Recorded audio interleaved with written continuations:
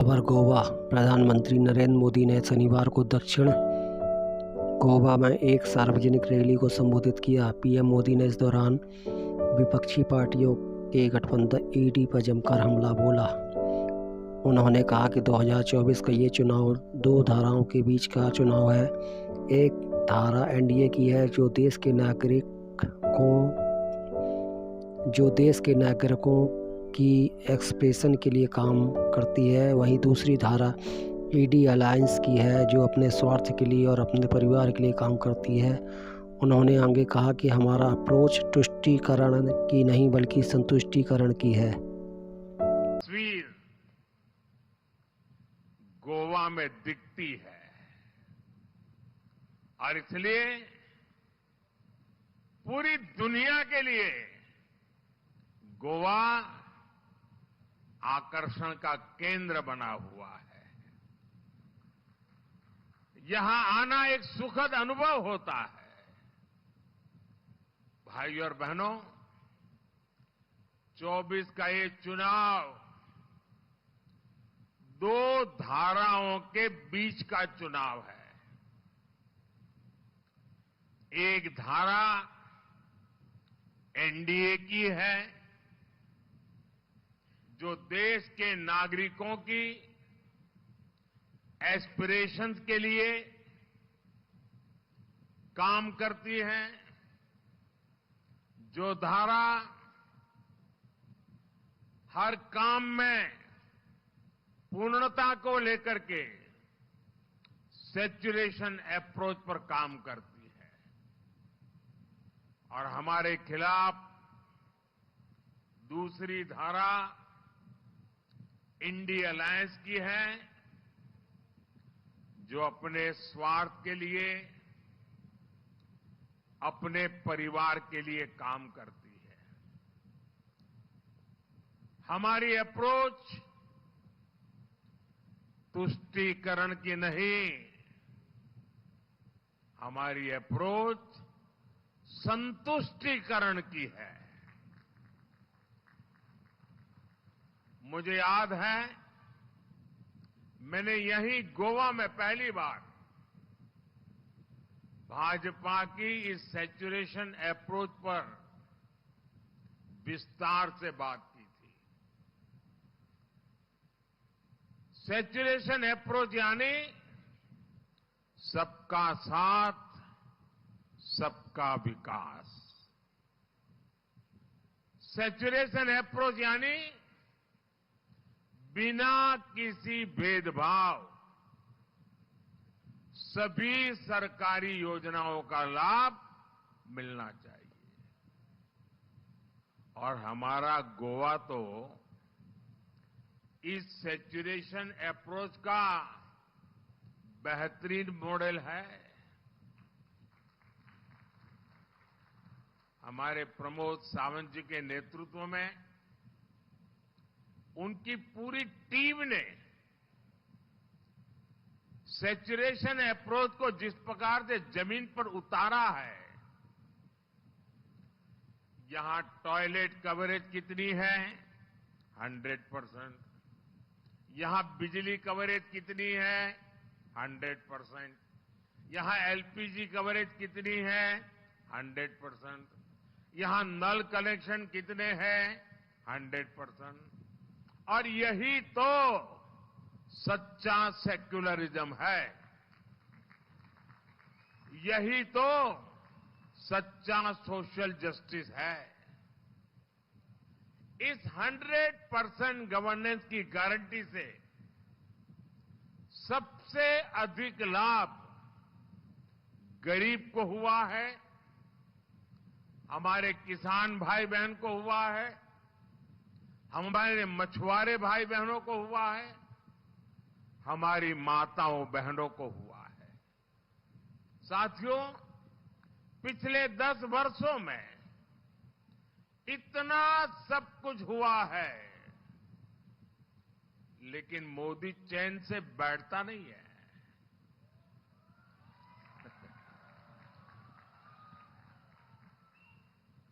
लोग परेशान हो जाते हैं, मोदी जी इतना दौड़ते क्यों हो? मोदी मौज करने के लिए पैदा नहीं हुआ है। मोदी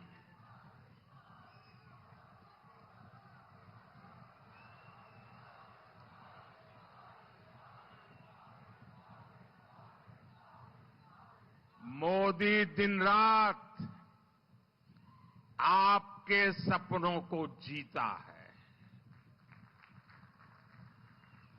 आपके सपने ही मोदी के संकल्प है और इसलिए मेरा पल पल आपके नाम, मेरा पल पल देश के नाम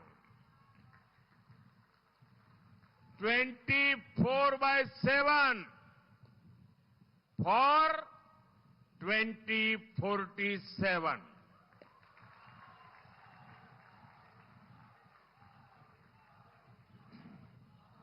इतने सारे काम हुए, अनगिनत काम मैं बता सकता हूं। जीवन का कोई भी क्षेत्र उठा लीजिए, मैंने कुछ न कुछ अच्छा करने की कोशिश की होगी। और पिछले 10 साल में इतने सारे काम होने के बाद फिर भी मोदी दौड़ता है, क्योंकि ये जो 10 साल में मैंने किया है ना, इतना सारा किया है, फिर भी मेरे हिसाब से तो ये ट्रेलर है, ट्रेलर। अभी तो मुझे बहुत कुछ करना है। गोवा को, देश को बहुत आगे लेकर जाना है। और आप मोदी की गारंटी नोट करके रखिए। आने वाले साल में गरीबों के 3 करोड़ नए पक्के घर बनेंगे। और मेरी आपको एक रिक्वेस्ट है, मेरा एक काम करोगे? ऐसे नहीं, ऐसे जरा तेज गति से बताओ। मेरा एक काम करोगे?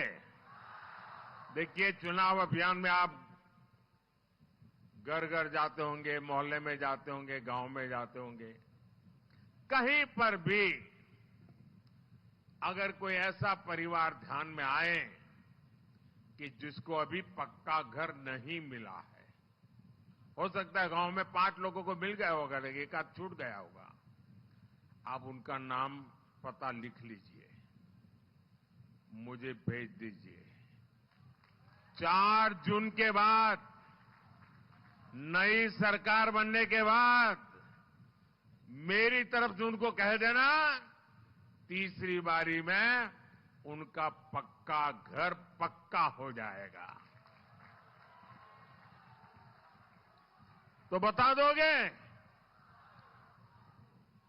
और ये मोदी की गारंटी है, उनको पक्का घर मिलेगा। और आप भी उसी विश्वास से उनको कह देना कि आपका पक्का घर पक्का।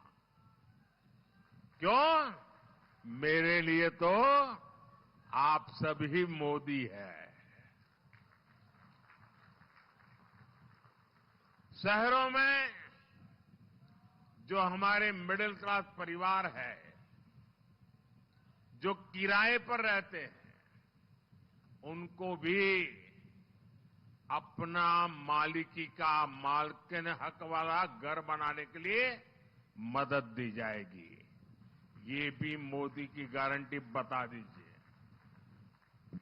अभी तक हमने घर घर सस्ते सिलेंडर का उज्ज्वला कनेक्शन पहुंचाया है।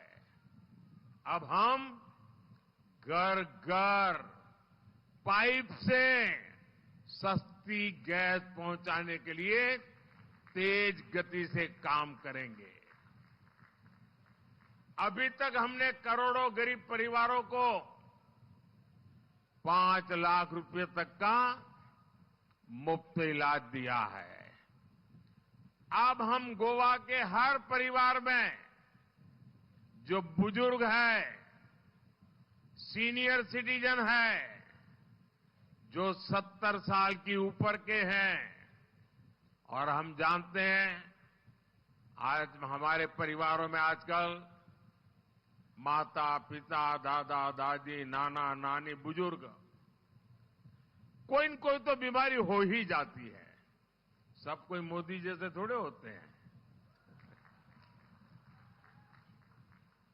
कोई न कोई तो बीमारी हो जाती है। और जो घर में कमाने वाला बेटा होता है या बेटी होती है, उसको अपने बच्चों को भी संभालना होता है, अपने बच्चों की भी चिंता करनी होती है, और ऊपर से माता पिता की बीमारी का खर्च आ जाता है, तो मध्यम वर्ग के परिवार को बहुत मुश्किल हो जाता है। तो आप घर घर जाकर के बता दीजिए, उनसे फॉर्म भर दीजिए कि 70 साल से ऊपर के कोई भी नागरिक होंगे, अब उनका इलाज का खर्चा दिल्ली में जो आपका बेटा बैठा है ना, वो मोदी करेगा। ये मोदी की गारंटी है। तो आप जाकर के फॉर्म भरवा देंगे सबका, हर एक का फॉर्म भरवा देंगे।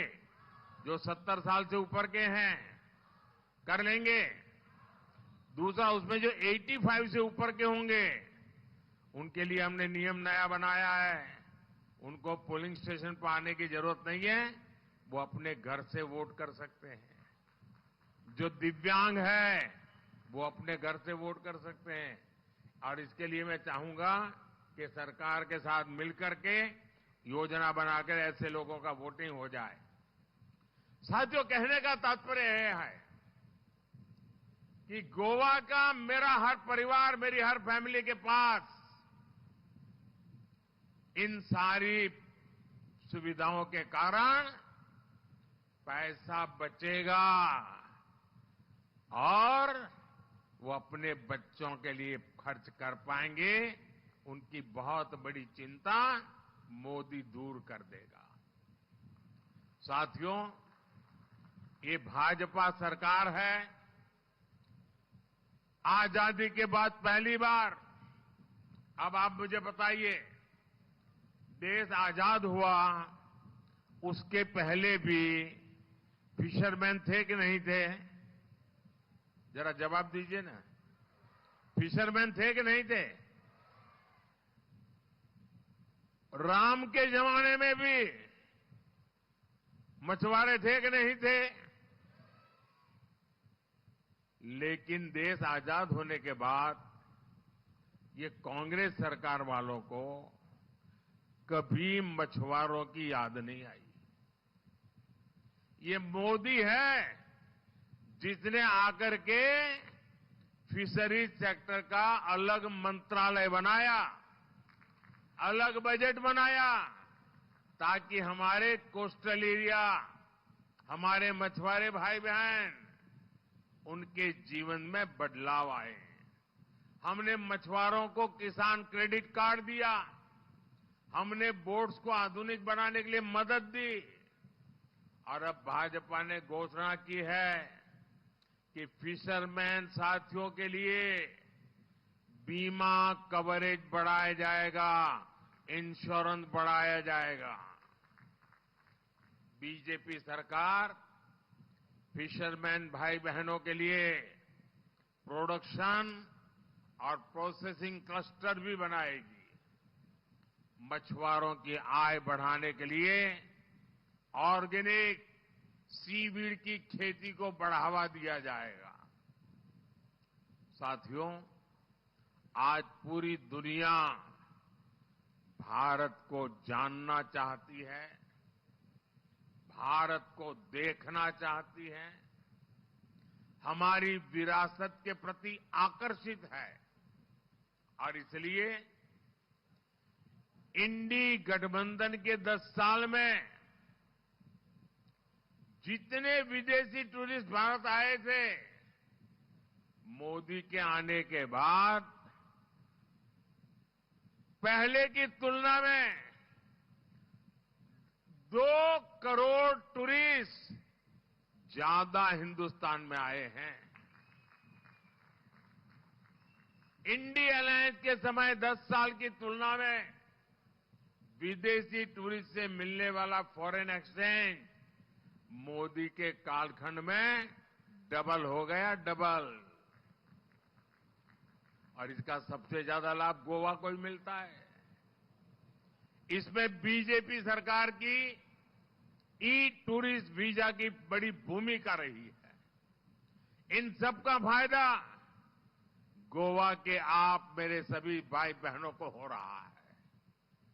ये भाजपा की ही सरकार है जिसने कोरोना के समय में पूरे देश में, ये आपको याद होना चाहिए, जब हमें वैक्सीन देने की बात आई, मैंने कहा सबसे पहले गोवा को मौका देना चाहिए। और हिंदुस्तान में सबसे पहले पूरे राज्य का वैक्सीनेशन, सभी नागरिकों का वैक्सीनेशन गोवा में हुआ था। क्यों? इसके पीछे कारण था। पॉलिटिकल आदमी क्या सोचता कि भाई जहां 40-50 पार्लियामेंट की सीटें हैं पहले वहां काम करो, ये 2 सीट वाले हैं, अभी जल्दी क्या है। मोदी सीट का हिसाब नहीं लगाता है, चुनाव की का लेखा जोखा नहीं लगाता है। मुझे मालूम था कि गोवा में अगर वैक्सीनेशन का काम हो जाता है तो टूरिस्ट यहां आने में जरा भी झिझक नहीं करेगा और मेरा गोवा का टूरिज्म तुरंत चालू हो जाएगा। दिल्ली में बैठ करके गोवा की इतनी बारीकी से चिंता करने वाली इसके पहले कभी कोई सरकार नहीं आई होगी, ये मैं आपको दावा के साथ कह सकता हूं। साथियों, भाजपा गोवा को इंटरनेशनल कॉन्फ्रेंस का भी एक बड़ा केंद्र बनाने में जुटी है। आजकल कॉन्फ्रेंस टूरिज्म बड़ा महत्व का है। आपने देखा होगा स्पोर्ट्स भी एक बहुत बड़ा टूरिज्म का सेंटर बन रहा है। आपने देखा होगा हमने ब्रिक्स समिट गोवा में की थी, हमने G20 की कितनी शानदार मीटिंग यहां ऑर्गेनाइज की और पूरी दुनिया में हमने गोवा का ब्रांडिंग मार्केटिंग का प्रयास किया। हमने ब्रिक्स देशों का फुटबॉल कंपटीशन भी यही किया गोवा में। हमारी सरकार गोवा के इंफ्रास्ट्रक्चर पर बहुत काम कर रही है।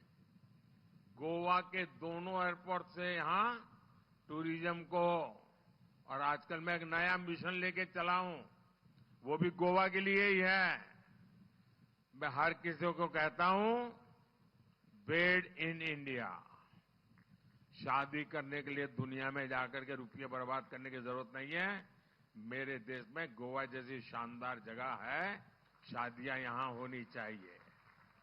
और मेरा मूवमेंट है मेड इन इंडिया, ताकि यहां मेरे लोगों को रोजी रोटी मिले। जुवारी ब्रिज और वंदे भारत ट्रेन जैसी सुविधाएं गोवा की कनेक्टिविटी को और सशक्त कर रही है। आयुष अस्पताल से यहां वेलनेस को भी बढ़ावा मिल रहा है। साथियों, ये हमारा गोवा फुटबॉल की धरती है और इसलिए भारत में ओलंपिक हो, ये गोवा का कौन नौजवान है जो नहीं चाहता होगा। मैं गोवा के खेल प्रेमियों को ये भी बस गारंटी देता हूं, भारत में ओलंपिक हो, आपका ये सपना भी हम जरूर पूरा करेंगे, ये आपको मैं वादा करता हूं। साथियों, गोवा को विकास की नई ऊंचाई पर ले जाने के इन प्रयासों के बीच कांग्रेस और उसके साथी हर तरफ देश में नेगेटिविटी फैलाने में जुटे हैं। कांग्रेस सिर्फ वोट बैंक के लिए एक भारत श्रेष्ठ भारत की भावना का, हमारे संविधान का अपमान कर रही है। इससे जुड़ा एक बड़ा खुलासा गोवा में कांग्रेस के कैंडिडेट ने भी किया है। इस खुलासे ने कांग्रेस की सच्चाई बता दी है, उसका हिडन एजेंडा बाहर लाए हैं कि देश का संविधान उसके लिए कोई मायने नहीं रखता। साथियों, ये वोट बैंक के लिए कांग्रेस की सोची समझी साजिश है और ये अकेली घटना नहीं है।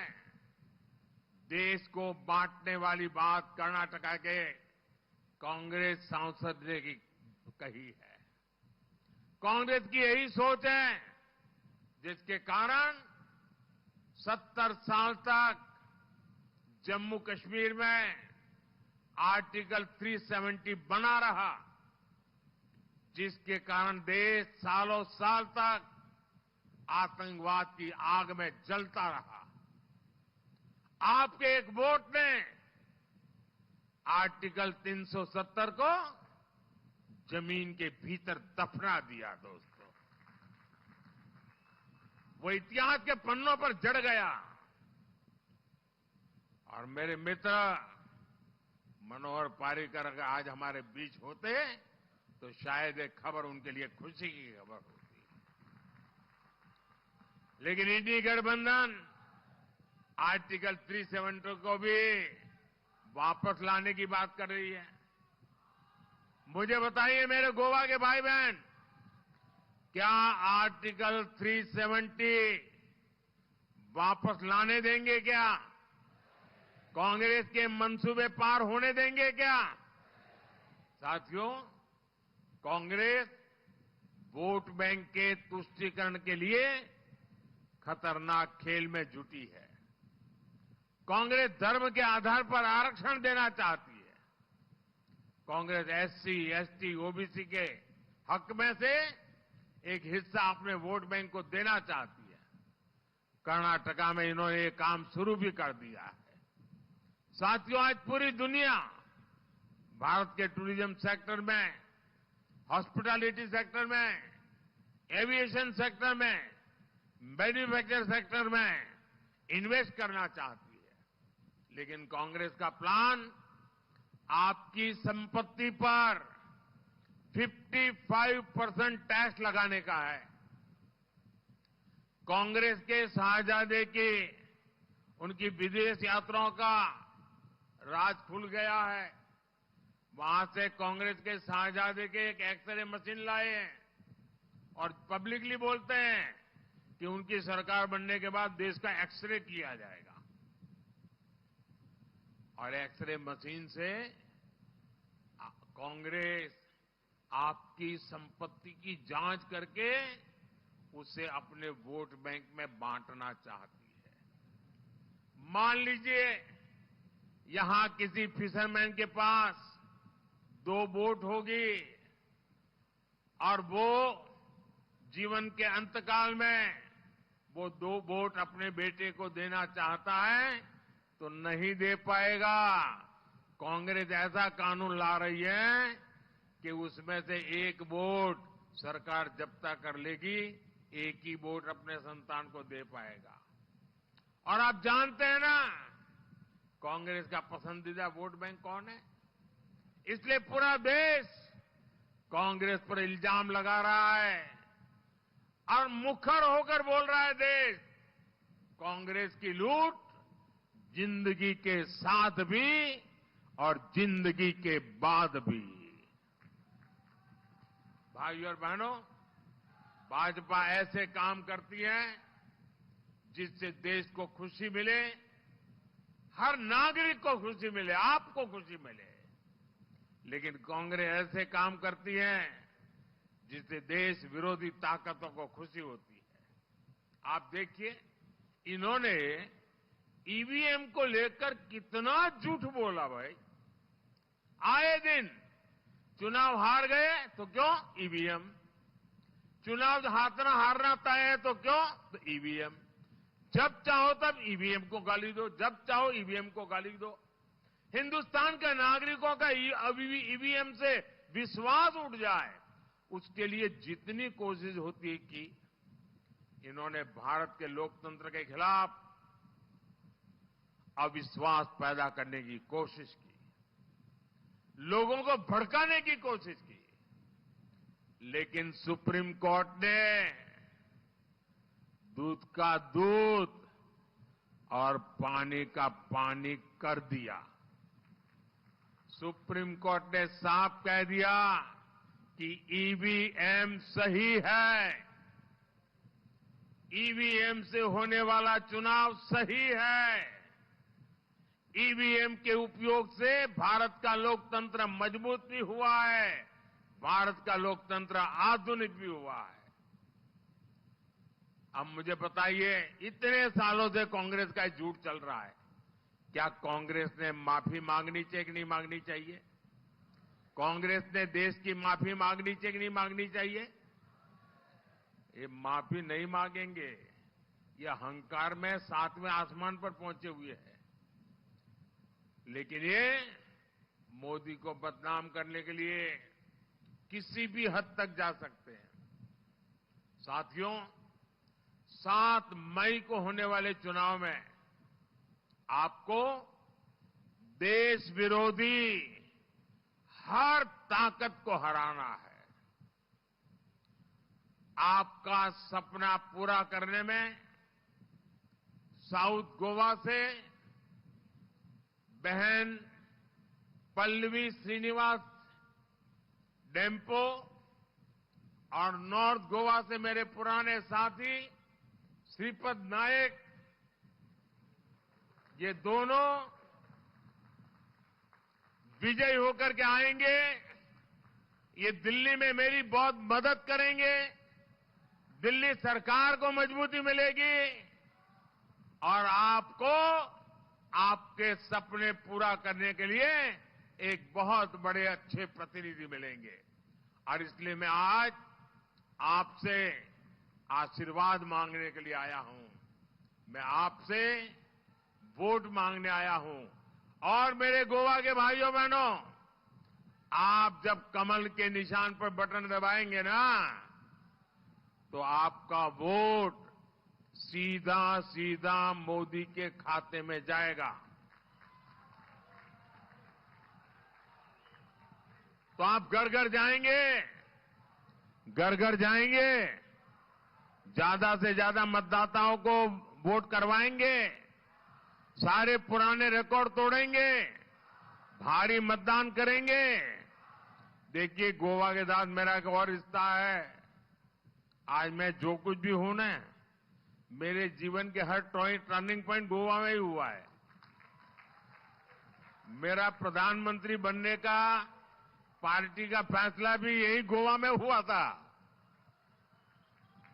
तो गोवा में मेरा भाग्य लिखा जाता है और इसलिए मैं कहता हूं, मुझे ऐसे 2 मजबूत साथी पार्लियामेंट में चाहिए।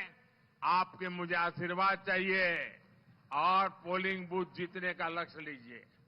अच्छा, मेरी एक पर्सनल रिक्वेस्ट है, करोगे? जरा हाथ ऊपर बता करके बताइए, करोगे?